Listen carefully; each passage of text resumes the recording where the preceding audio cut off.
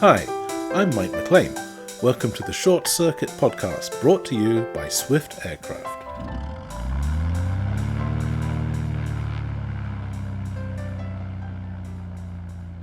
In this series, we'll be chatting with a variety of people from all walks of life, but who all have one thing in common: aviation. We'll discuss how and why they got into aviation, what or who inspired them, and what they would say to encourage young people to get involved. Flight fascinates many of us, and our guests will explain why they are compelled to look to the sky.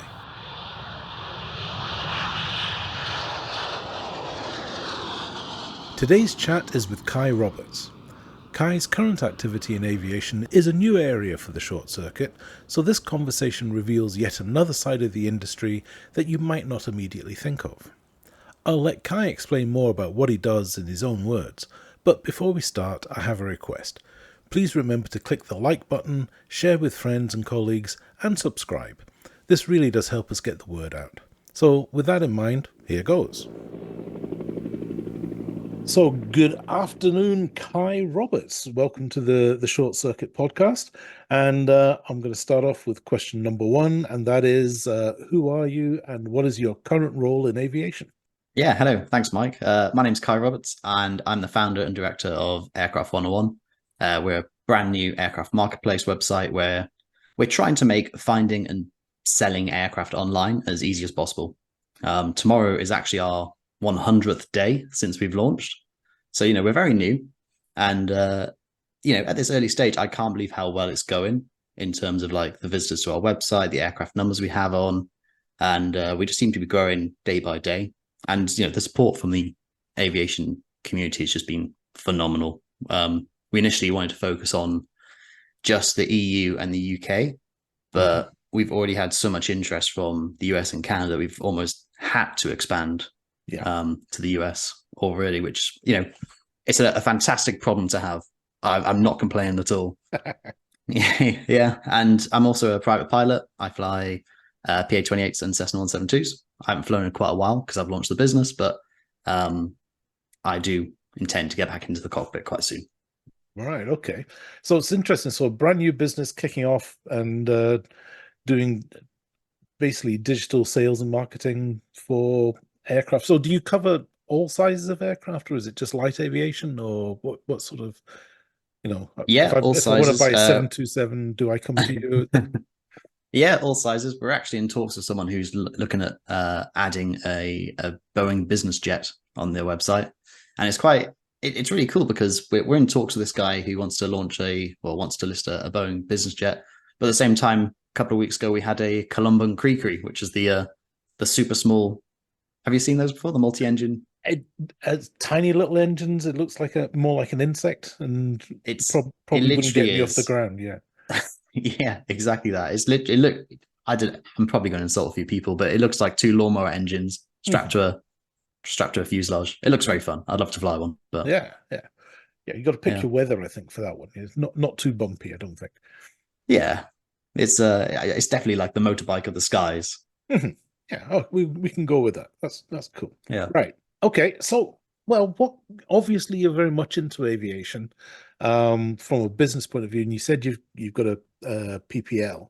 So it's not just a business side of things. There's the personal attraction. So what got you started? How did you get yourself off the ground and looking up in the sky? Being entirely honest, I'm not really too sure. Hmm. It's been one of those things where I've always been into aviation. I can't remember like the first time I went, oh yeah, I want to be in aviation. One of my first memories was going to visit the cockpit in flight on a Lufthansa flight, 1990 something, very late 90s. It would never happen again today, but yeah, I think that was one of my earliest memories. But yeah, I've always been interested in aviation. The problem I had was that when I was growing up, I grew up in South Wales, Caerphilly, and there wasn't any airports nearby. There wasn't any planes. Mhm. The only time we saw a helicopter was a police helicopter that flew by once every 3 months.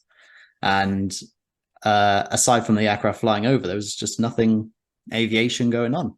Mhm. And I think that's why whenever we went on holiday, I was more excited to get to the airport than go on holiday sometimes. Yeah. And I can empathize with that. Yes, it's if you're not near an airport or an airfield, then it can be difficult to sort of get engaged, I think.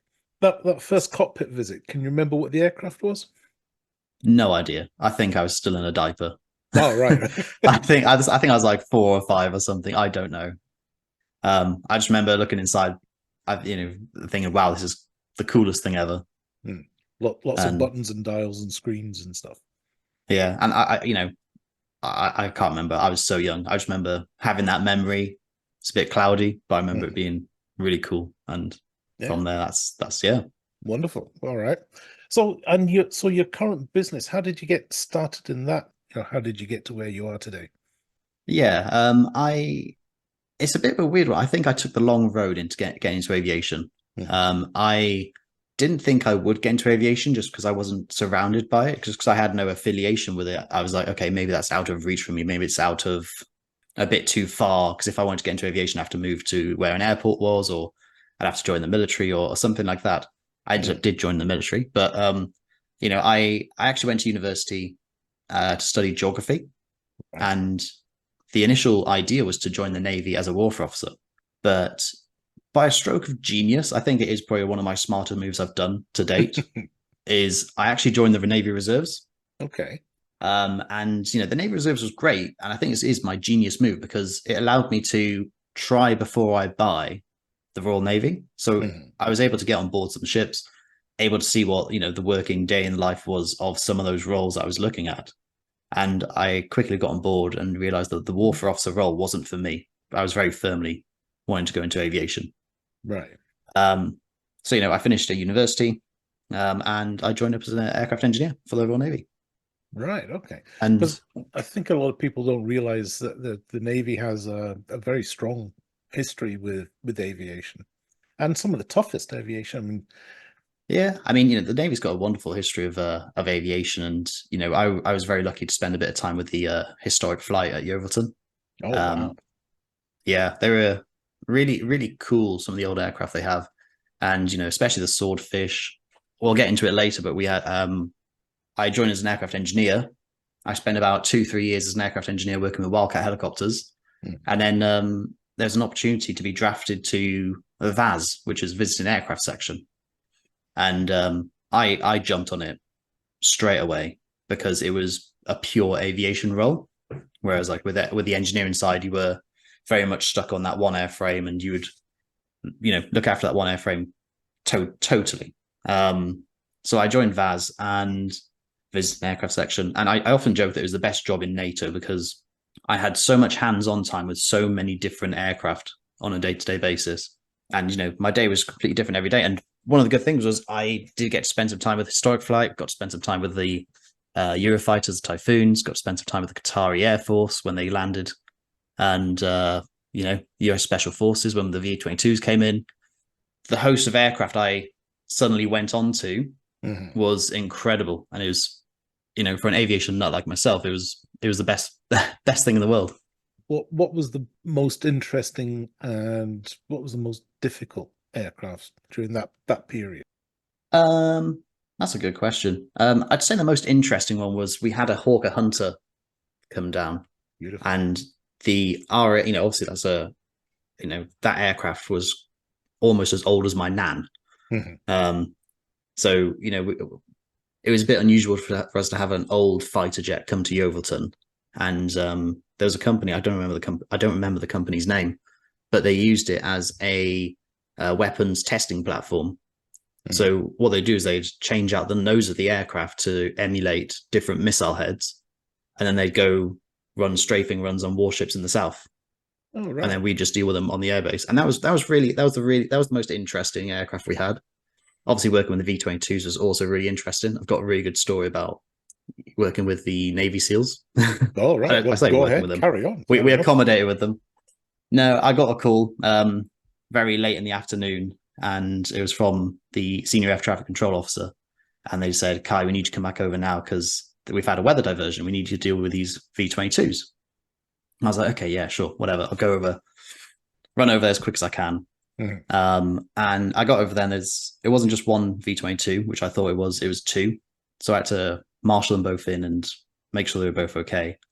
And then I had to stand out there because I was the only one with a radio that could contact with, the air traffic at Yeovil.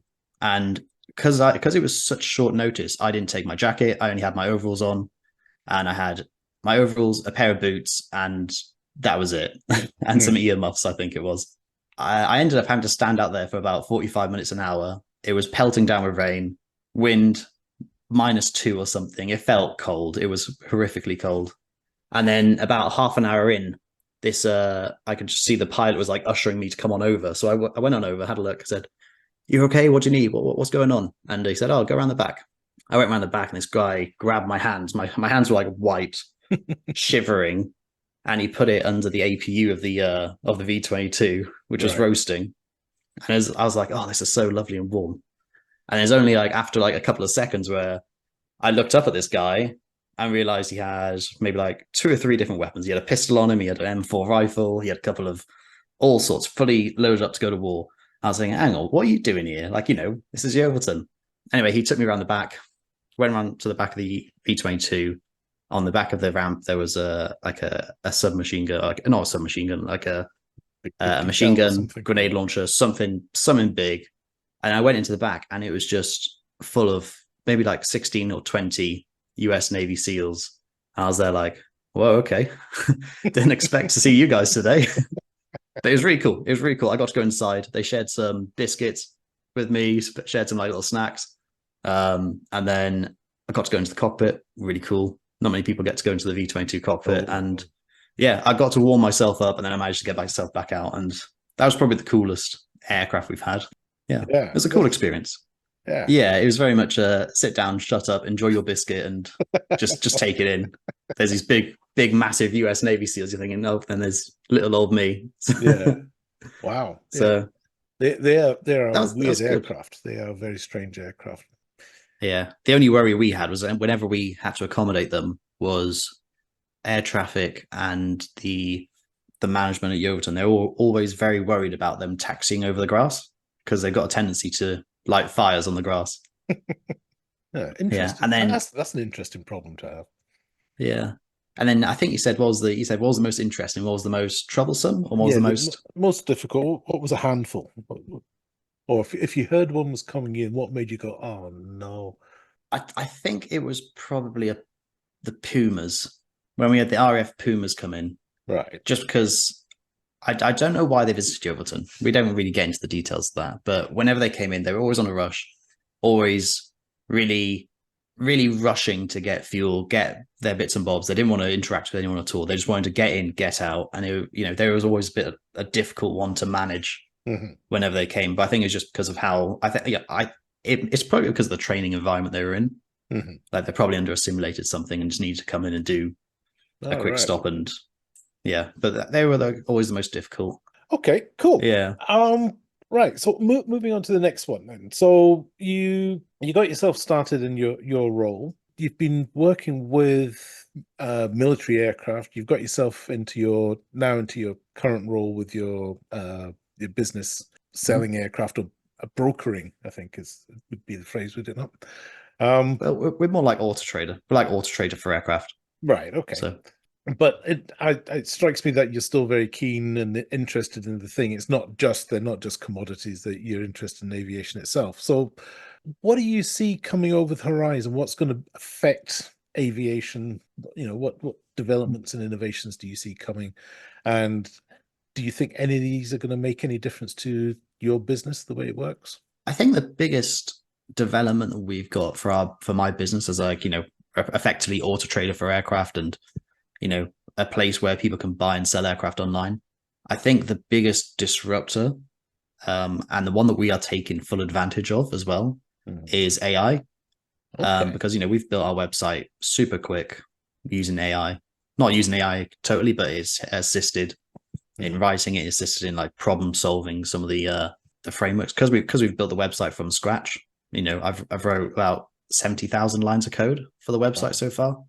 Okay. And it's helped problem solve and debug some of those issues, which is really great. But I think, what developments can I see for the aviation community? Speaking from a strictly software point, and what is probably going to change the industry the most, I'm probably going to say AR. So you've got VR, which is virtual reality, and then you've got AR, which is augmented reality. So if you're wearing a set of glasses, you might have some smart glasses where it shows the information up on before you, so you don't even have to look down at the screen. Hmm. I think that is probably going to be one of the biggest changes, just because there's so many use cases and possibilities that are present, but we haven't really thought too much about. I believe, correct if I'm wrong, but I think things like the F-35, they've got augmented reality headsets and that sort of thing. Yep. Incredibly expensive and all completely integrated in with the aircraft and stuff. How long do you reckon before it's going to be available to the man in the street, as it were? Your average club flyer who's climbing inside a 172 or something. Is he going to have an augmented reality headset or set of goggles? Or Well, we've already seen the early signs of that in the past month or two. Apple released their AR headset, and I think some people connected it with Garmin in the US, and it was really interesting to see the use cases they have with that. But it also brings a question like, what are the use cases we're not thinking about, which are present in that environment? And I'm really interested to see where that's going to go. I think to a certain extent, we're going to have our 6-pack floating in our glasses at some point. right? Okay.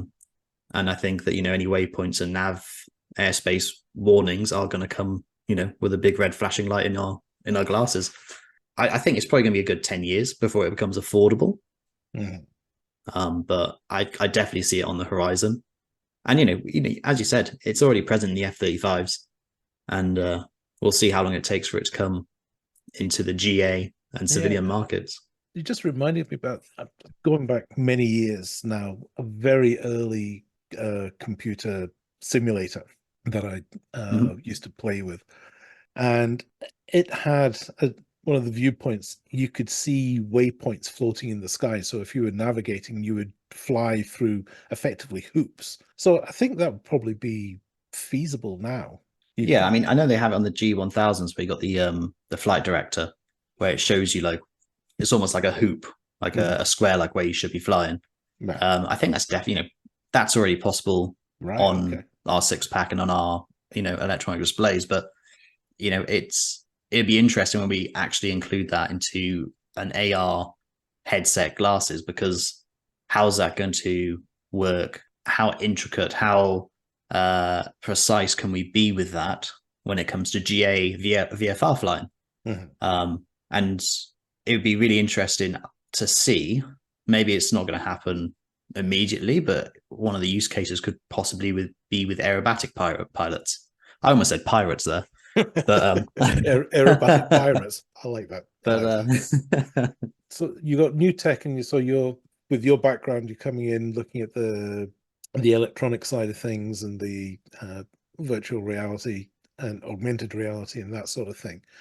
So do you think that would, well, one, make aviation a little bit more attractive to young people than it seems to be at the moment? Because a lot of people don't really recognize aviation as a potential career path. But if it became a bit more like a computer game, do you think that would drag more people in? I think the best advice I'd give is just to get as involved as possible. And I think there's some really good resources out there for getting involved. Air Cadets, Air League, but I don't think they are generalized or seen enough in those environments with kids to become a talking point.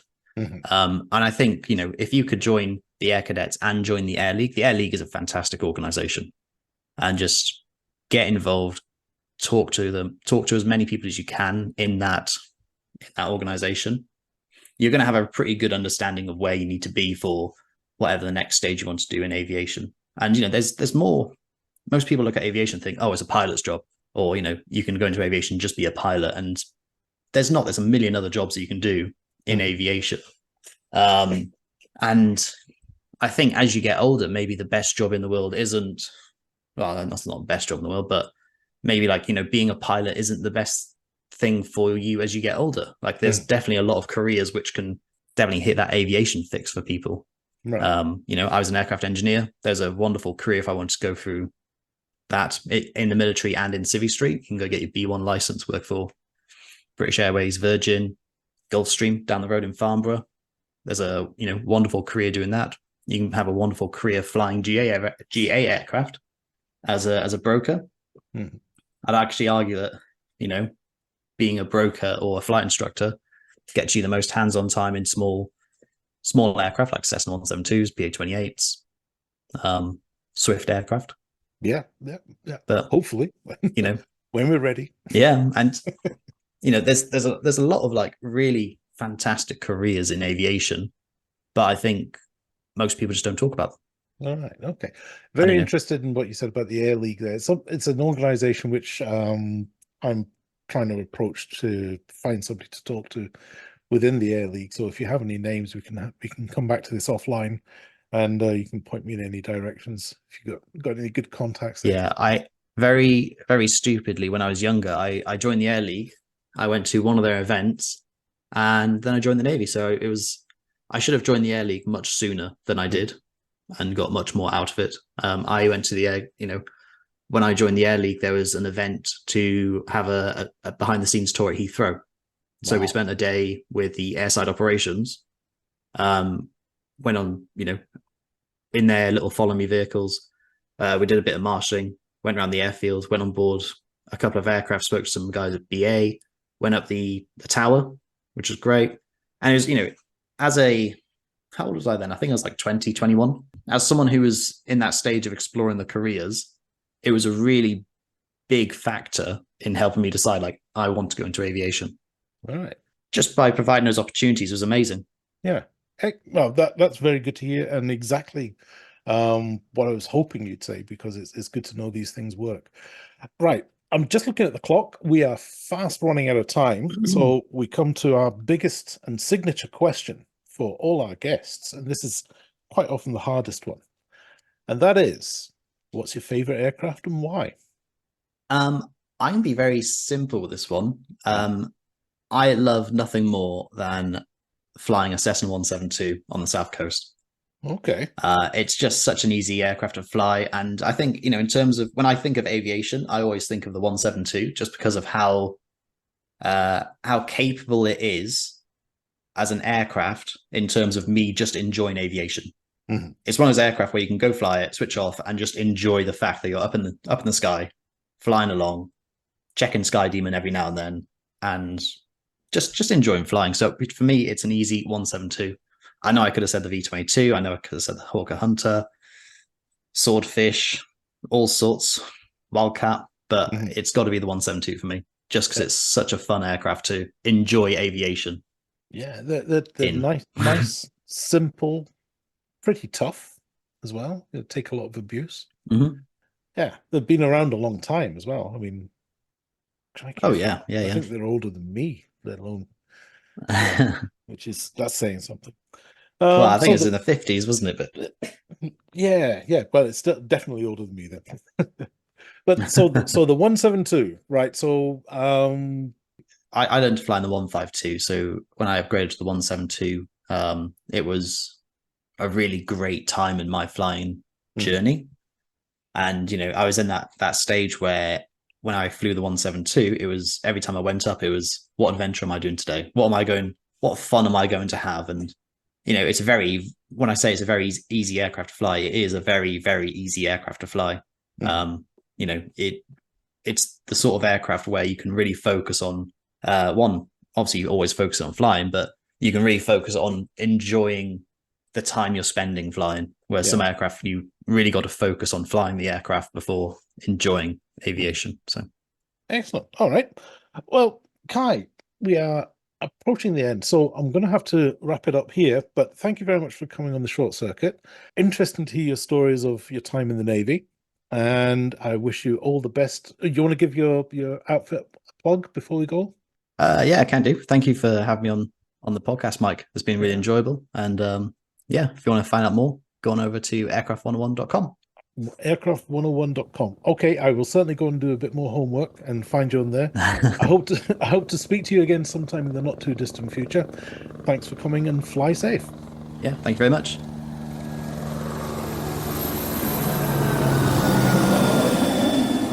So that was Cae Roberts. Having got himself into naval aviation as an engineer, gaining experience, confidence and knowledge, He's now launched himself into a new arena of online business.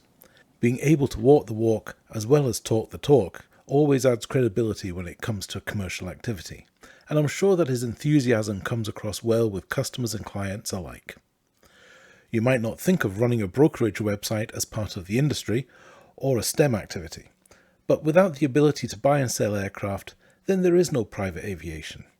And using AI to assist building and running the website certainly falls into the technology part of STEM. As we've mentioned many times before, aviation is a broad field with opportunities for all sorts of people. It's as simple as Aircraft 101. So with that in mind, remember to fly safe.